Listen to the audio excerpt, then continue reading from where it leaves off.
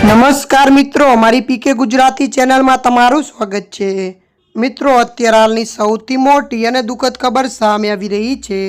જી આ મિત્રો, આપને જણાવી દઈએ કે ગાઝાપટ્ટીના દક્ષિણ શહેર ખાન યુનિસમાં ઇઝરાયલી ટેન્કો દ્વારા અંધાધૂંધ ગોળીબાર કરતા 45 પેલેસ્ટાઇન નાગરિકોના મોત થયા છે, સેકન્ડો ઘાયલ થયા છે।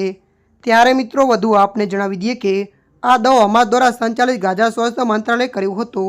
મંત્રાલયના જણાવ્યા અનુસાર અલ તૈલા 4 રસ્તા પર લોકો ભોજન સેવા આપવા આવતી ટ્રકોની રાહ જોઈ રહ્યા હતા।